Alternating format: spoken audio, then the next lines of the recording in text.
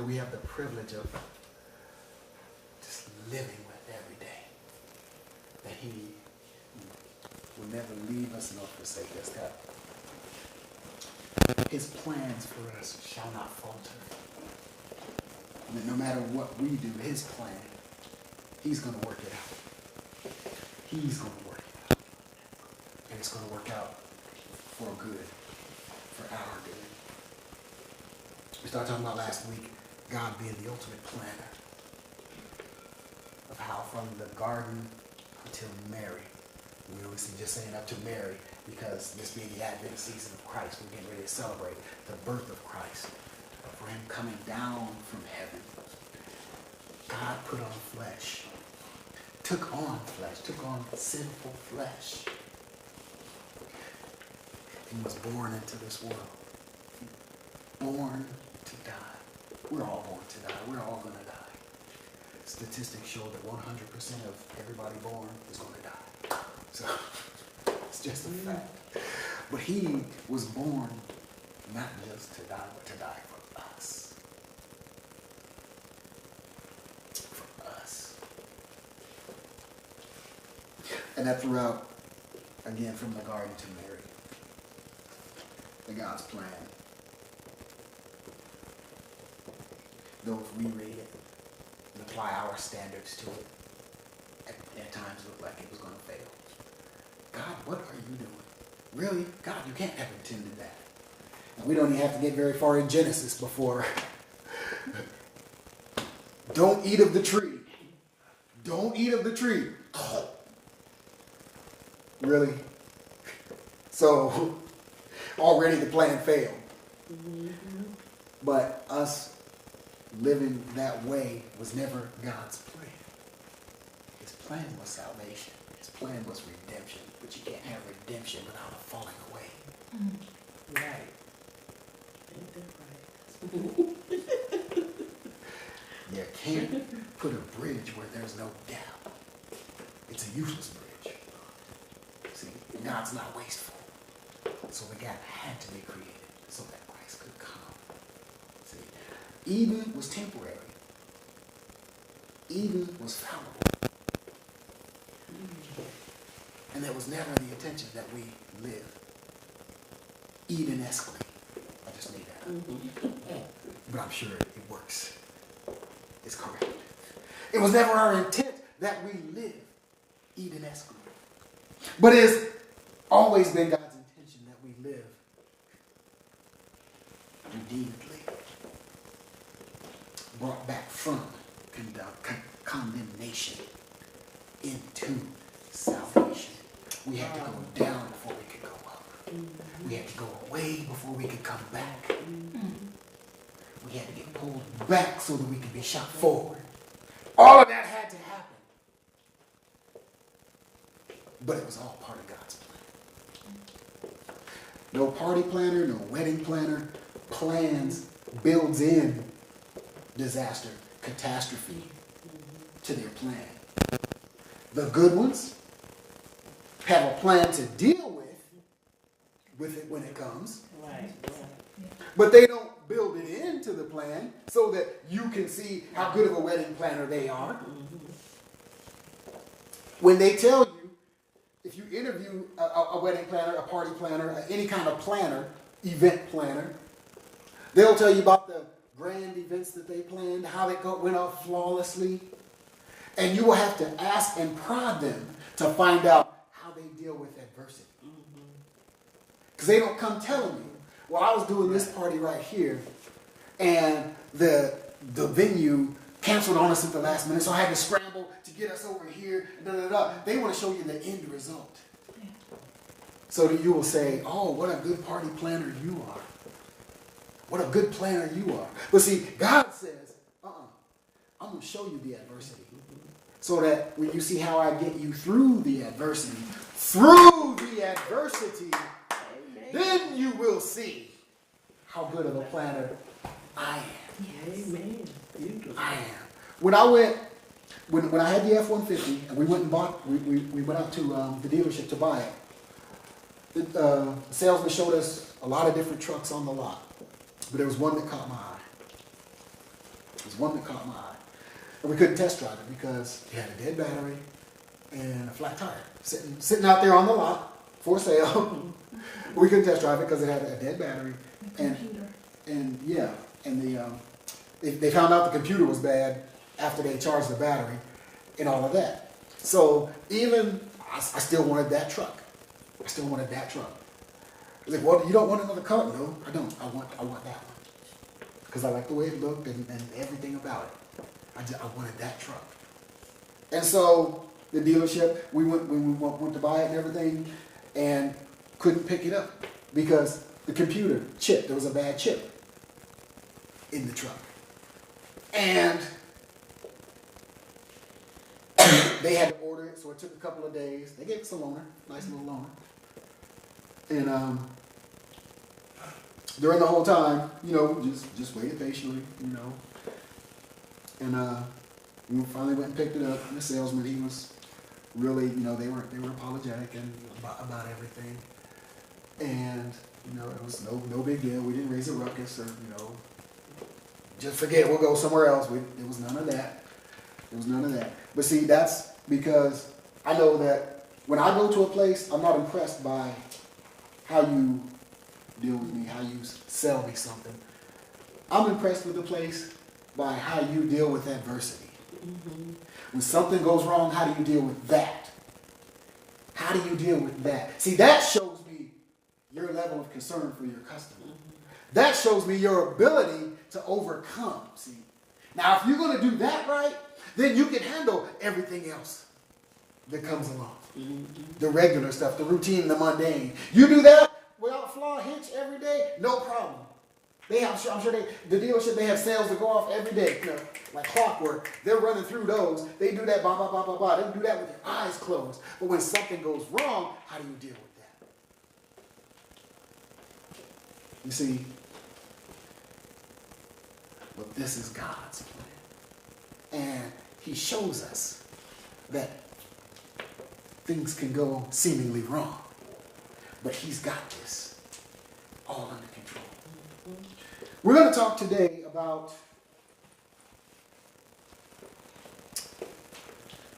Hanna and how Hanna's desire led to Hanna's desire was a setup. Hanna's desire was a setup. All part of God's plan. God knows everything was going to happen from the garden to Mary. And he orchestrated his plan through those whom he chose. And everything was a setup. Turn to 1 Samuel chapter 1.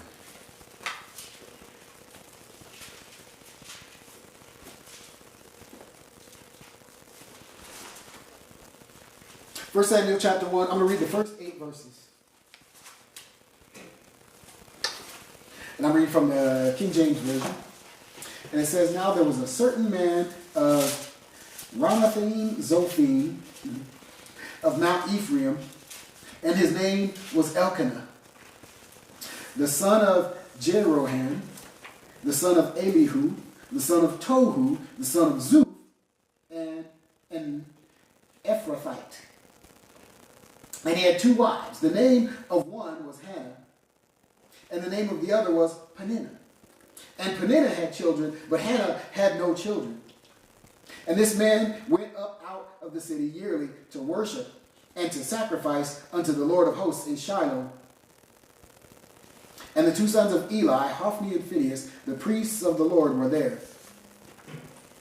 And when the time was that Elkanah offered, he gave to Peninnah and his wife, and to all her sons and her daughters portions. But unto Hanna he gave a worthy portion, for he loved Hanna. But the Lord had shut up her womb. And her adversary provoked her sore, for to make her fret, because the Lord had shut up her womb. And as she did so year by year, when she went up to the house of the Lord, she provoked her. Therefore she wept and did not eat. Then Elkanah said to her, Hanna, why weepest thou? And why eatest thou not? And why is thy heart grieved? Am I not better than 10 sons? So here we have, again, remember, this is a setup. This is a setup. Hannah's desire. Hannah's desire. It was all a setup. God had to use Hanna. God wanted to use Hanna.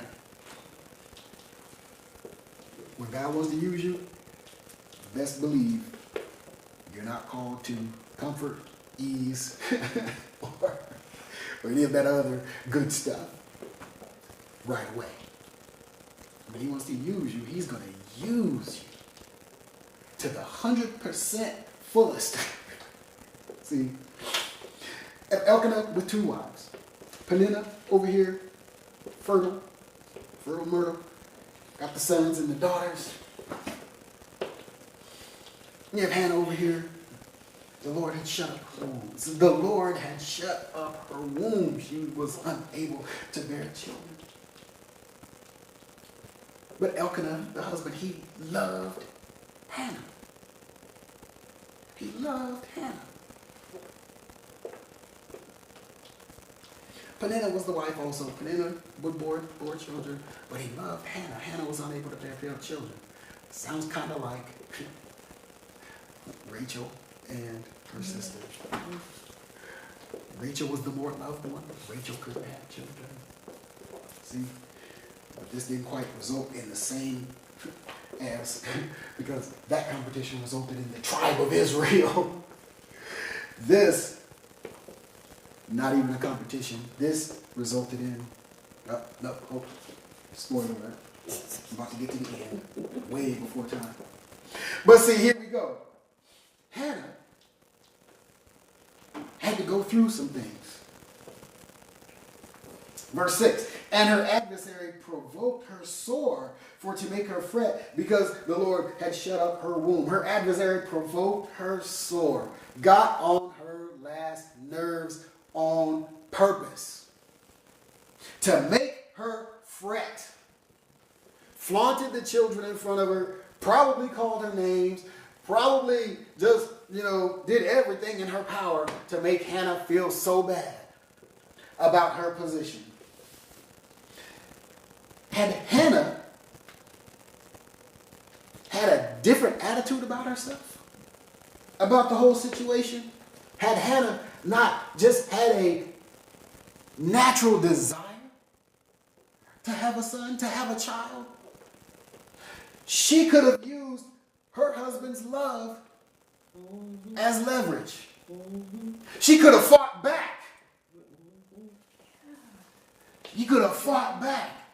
Oh, you got all those kids? Yeah, you do. But look, because it says, and when it was time, Elkanah offered, he gave Peninnah and his wife and to all her sons, gave them portions. But unto Hanna, he gave a worthy portion. To her and her sons and daughters, he gave a portion. But unto Hanna, he gave a worthy portion. See? So there was some love there. Above it. She could have fought back with that. But that wasn't her attitude. Her attitude was all about a desire just to have a son. Her desire just to have a son. Not so that she could be loved like Peninnah, because she was loved better than Peninnah. Mm-hmm. But it affected her in such a way that her husband had to come to her and say, look, isn't my love enough? Am I not better than 10 sons?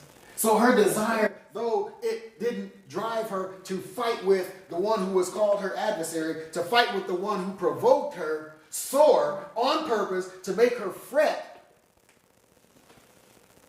that desire didn't drive her to fight her back. It did affect her countenance. And her husband says, why? Am I not enough? Mm-hmm. But you see, Hanna,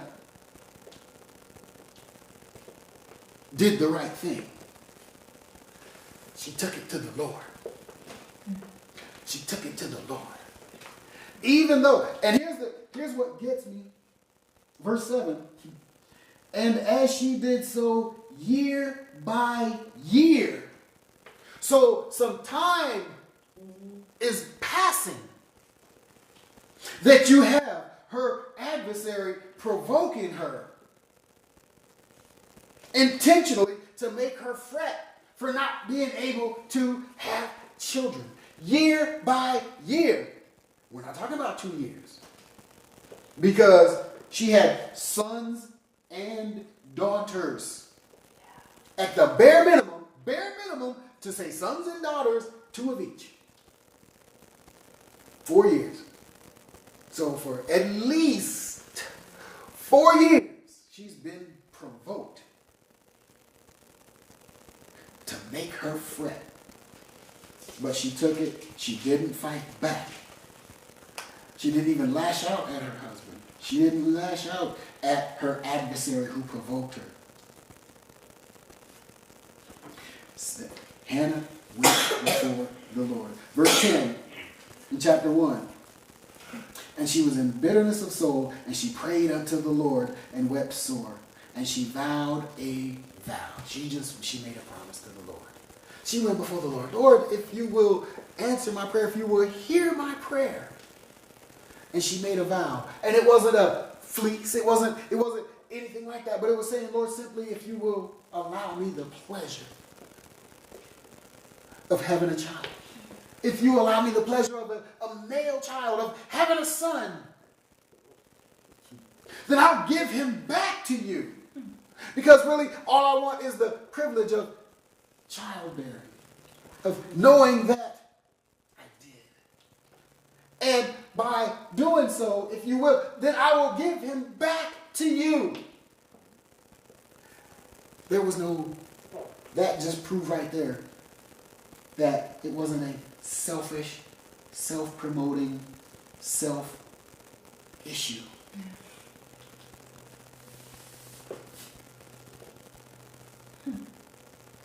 Verse 12, and it came to pass as she continued praying before the Lord that Eli marked her mouth. He noted her mouth. And Hannah, she spake in her heart, only her lips moved. But her voice was not heard. Therefore Eli thought she had been drunken, and Eli said unto her, how long wilt thou be drunken? Put away thy wine from thee. Good old Hannah. Good old Hannah shows some character throughout this entire ordeal. Because here she is praying before the Lord, bringing her, verse 10, and she was in bitterness of soul and prayed unto the Lord. So she was bringing it before the Lord. She's got the weight of her enemy, her adversary, provoking her. Year after year after year. So she's been praying to the Lord. So here she is in the temple now, coming before the Lord. And here it is. The priest of the temple comes and rebukes her for being drunk. Right here is a perfect opportunity to be offended. Yeah. Church hurt. Hannah could have said, I'm not coming back to this church. I'm in here praying before the Lord, and the pastor going to come up to me and accuse me of being a drunkard and coming to church like that? Forget him. I'm off to the next church. I'm going to go find me a church where I can go and pray. Opportunity for offense. But her desire to get before the Lord and make this petition was greater than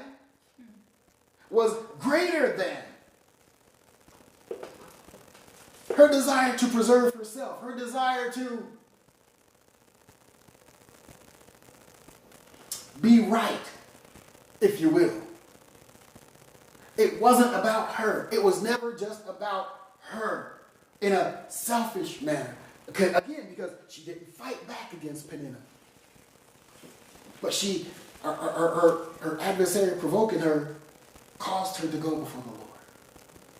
See, we got to let our adversaries provoking us year after year after year. We got to let that push us before the Lord. too often we let it pull us away from God. See, we're facing God, but when the adversary comes, he's pulling on our shoulder to get us to turn away and face them. Because if we're facing them, we're not facing God. And if we're not facing God, our eyes aren't on him. So now our eyes are on the enemy. Now we're focused on the adversary. Now we're focused on ourselves. We're not in the power of God. We're not being led, unctioned by the Holy Spirit. See, Hannah kept it before the Lord. She kept it all about the Lord. She had opportunity to be offended. Verse 15, and Hannah answered and said, no, my Lord. I'm a woman of a sorrowful spirit. I have drunk neither wine nor strong drink, but have poured out my soul before the Lord. Count not thine handmaid for a daughter of Belial, for out of the abundance of my complaint and grief have I spoken hitherto. She said, no, I'm not drunk. She simply explains. Simply explains. She didn't get offended. She didn't try to defend herself. All she did was explain. No. I'm just coming before the Lord. I'm just here to pray. I'm just praying before the Lord. And here's the example. Then Eli answered and said, go in peace, and the God of Israel grant thee thy petition that thou hast asked him. There's an example. Humility. He humbled himself. Like, okay, my bad. I was wrong. Okay. See, we as leaders, we can take that example. Okay. Everything's not what it looks like. Amen. Everything's not what it looks like. Be careful how we approach what it looks like. Careful how we approach. That doesn't stop us from being the leader. You know, he wasn't necessarily wrong in addressing, because apparently that was an issue. And that's what it looked like. And it happened, and he addressed it. But he didn't address it as, I'm right, get out, When she explained, okay, my bad. Go in peace. And may the Lord grant thee thy petition. And she said, let thy handmaid find grace in thy sight. So the woman went her way, and she did eat, and her countenance was no more sad. Again, she had the opportunity to be offended. And at this point, I would have been surprised had she shown that offense, because for years and years and years, her adversary provoked her. But she did not lash back. She didn't fight back against the adversary. For years and years. But even in this one instance, one moment, when the priest came and addressed her incorrectly, she stayed in the character. She stayed focused on God. She stayed focused on the Lord. Getting her petition before the Lord. She stayed before. And he was able to speak the blessing upon her. And her countenance was sad no more. See, we have to learn that when we bring it before the Lord, that our countenance ought to change. Amen. Thank you. See, it changes. Because remember, it was just this week, as a matter of fact, that I was reminded of a quote that Pastor Lowry had said way back years ago at Berean. He says, greater than prayer changes things, prayer changes people. And a changed people change things. Oh. Prayer changes us. Why? Because we take our burdens off of us and put them on God. Wow. And if we truly hand those burdens over to him, then our countenance ought to change. Because the weight and everything else burdens us to where we're hunched over, our shoulders are down, and we're just burdened. But when we give it off to the Lord and we believe him and trust him to be that God, then we ought to stand a little straighter. Shoulders back, chin up. Our countenance ought to change when we go before the Lord. Verse 19, and they rose up in the morning and worshipped before the Lord and returned and came to their home. to their house at Ramah. And Elkanah knew Hannah his wife, and the Lord remembered her. Wherefore it came to pass, when the time was come about after Hannah had conceived, that she bare a son and called his name Samuel, saying, because I have asked him of the Lord. Hannah's situation. She's beloved by her husband, with her inability to bear children. Weighed on her. Didn't just weigh on her. It weighed on her exponentially more because she had the other wife was able to bear children. Not just able to bear children, but threw it in her face. Provoked her. Intentionally to make her fret. Year after year after year. But Hannah, rather than being a defender of self, rather than being centered on self, turned her desire before the Lord. Lord, if you will grant me this wish, if you, I will return, I'll give him back to you. So even though she had that strong desire, it wasn't a selfish desire. It was a desire to honor God. That, Lord, if you will just grant me this, I will honor you with it. So Hannah showed some strong character. Choosing not to take offense, choosing not to fly off the handle, choosing not to leave the church when the pastor misspoke. Too much of that going on today. We hear one line, we hear one word, we hear one thing, out of the leader's mouth, and we're out of there. See, rather than work it out. She explained, "No, Lord, I'm a woman in prayer. I got this going on." Rather than. But here we have, she stayed focused. She stayed focused on her desire.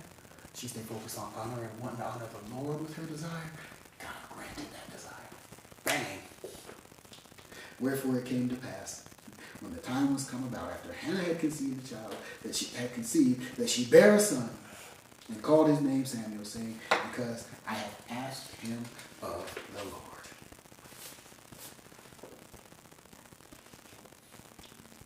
Now here we have, we'll fast forward just a tad. Hannah, she goes on and offers a song of thanks unto the Lord.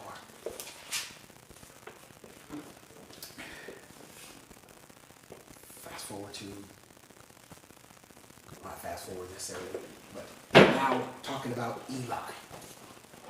Eli, the one who looked upon her in her time of prayer, mocked her mouth, assumed that she had been drinking, rebuked her for it, heard her explanation, and then spoke God's blessing. Okay. Verse 12 of chapter 2. Now the sons of Eli were sons of Belial. They knew not the Lord. And that is significant simply because Hannah told him, count me not to be a daughter of Belial. Verse 16, count not thine handmaid for a daughter of Belial.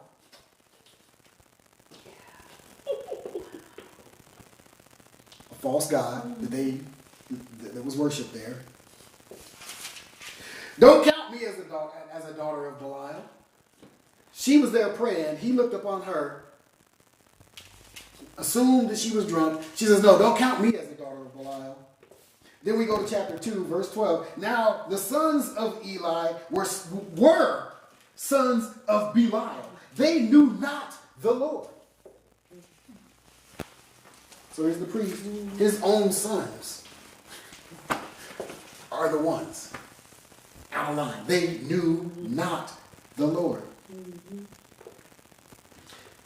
Okay.